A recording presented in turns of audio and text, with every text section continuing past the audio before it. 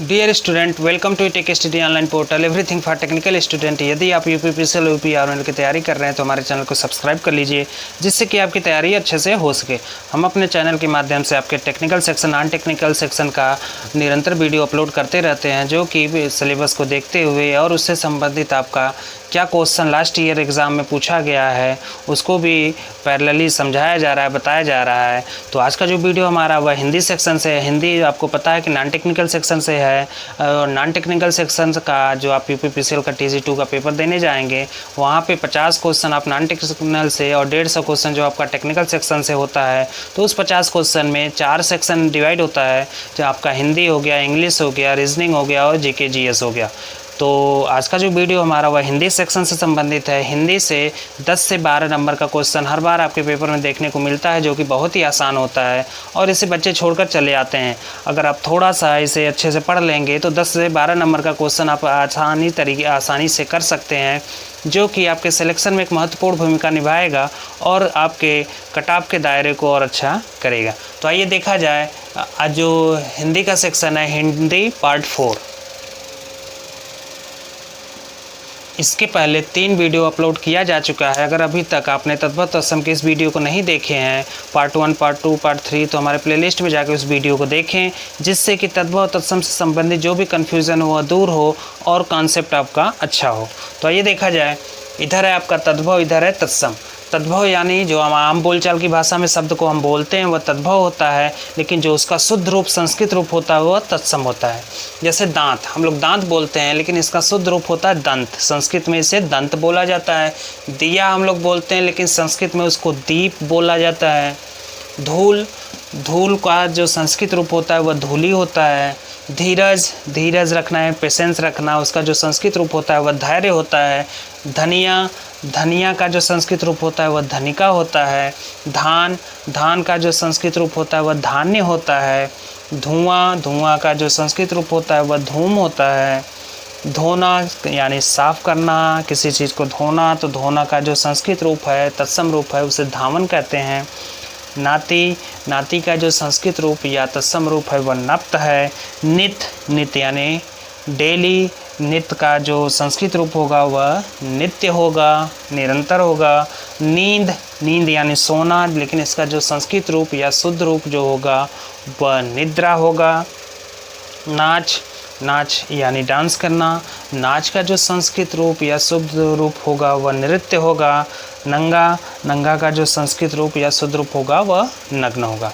आइए उधर देखा जाए, इधर आपका बाएं साइड तद्भव है, उधर क्या है, तत्सम है। तद्भव यानी हम बोलचाल की भाषा में किसी भी शब्द को या किसी भी नाम को हम कैसे बोल रहे हैं, किसी शब्द का या किसी पदार्थ का नाम हो गया या किसी जगह का नाम हो गया, या किसी भी कह सकते हैं कि आदत का नाम हो गया या किसी भी एक्टिविटी का नाम हो गया, उसको वह हो गया तद्भव। जैसे हम दैनिक जीवन में जिस नाम से इसको प्रयोग किया जाता है वह उसका तद्भव रूप कहलाता है। उसी को शुद्ध रूप में या संस्कृत रूप में बोलना वह तत्सम होता है। जैसे नैन, नैन यानी आँख होता है, लेकिन उसका जो शुद्ध रूप होता है नयन, नयन। पंख, पंख का जो संस्कृत रूप या शुद्ध रूप जो होता है वह पक्ष होता है। पत्थर, पत्थर यानी स्टोन, पत्थर का जो संस्कृत रूप या शुद्ध रूप होता है वह प्रस्तर होता है। पूस, पूस का जो शुद्ध रूप या संस्कृत रूप होता है वह पौष होता है। पन्ना, पन्ना एक प्रकार का धातु है। पन्ना का जो शुद्ध रूप या संस्कृत रूप जो होता है वह पर्ण होता है। पैदल, पैदल का जो शुद्ध रूप या संस्कृत रूप होगा वह पदाती होगा, जिसे तत्सम रूप कहते हैं। पलड़ा, पलड़ा यानी जैसे जो वेइंग मशीन होता है, किसी चीज़ को तौलने के लिए जैसे 2 पलड़े होते हैं किसी तराजू के, तो जो पलड़ा होता है उसका जो शुद्ध रूप या संस्कृत रूप जो होगा वह पटल होगा।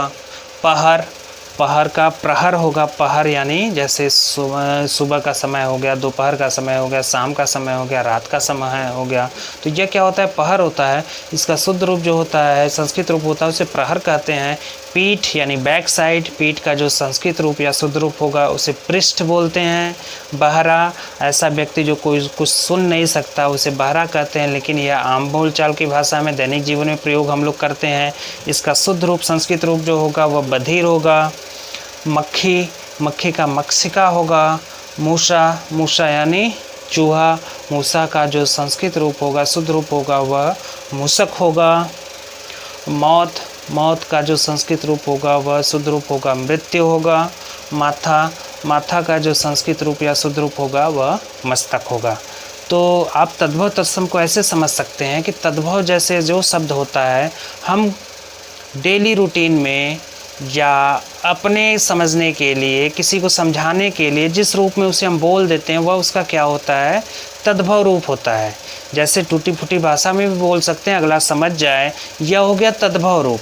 लेकिन उसी को शुद्ध रूप में बोलना, संस्कृत में उसका क्या नाम है, संस्कृत के शब्द में उसका उच्चारण करना, यह आपका तत्सम होता है। तो इसका स्क्रीनशॉट ले लीजिए।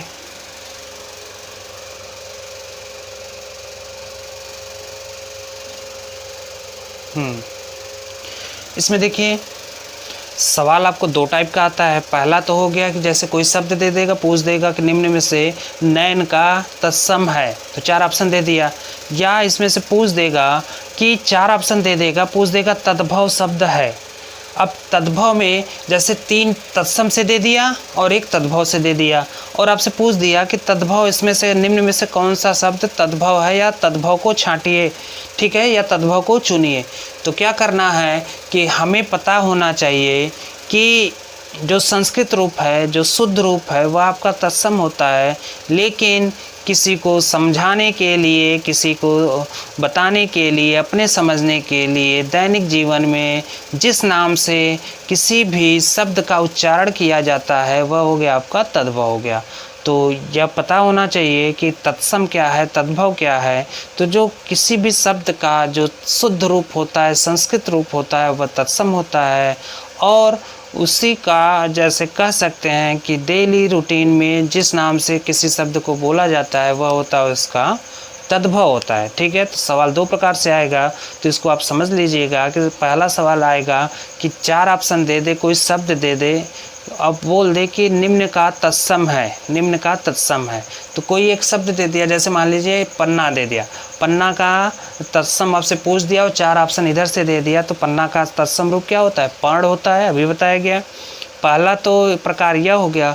और दूसरा प्रकार जो सवाल का आता है वह दूसरा प्रकार यह है कि दे देगा, 4 ऑप्शन दे दिया, बस बोल दिया कि निम्न में से तत्सम को छांटिए और निम्न में से तद्भव को छांटिए। तो हमें पता होना चाहिए कि तद्भव क्या है और तत्सम क्या है। तत्सम क्या है, किसी भी शब्द का शुद्ध रूप, संस्कृत रूप, उसका क्या कहलाता है, वह तत्सम कहलाता है। और उसी का परिवर्तित रूप दैनिक जीवन में जिस नाम से हम लोग प्रयोग करते हैं या किसी को समझाते हैं या हम खुद आसानी से उसे समझ जाते हैं उस चीज़ को, वह क्या हो गया, उसका तद्भव रूप हो गया, ठीक है। तो आज का वीडियो दोस्तों यहीं समाप्त करते हैं। उम्मीद है कि आपको ये वीडियो पसंद आई होगी। आप हमारे वीडियो को लाइक करें, हमारे चैनल को सब्सक्राइब करें और शेयर करना ना भूलें।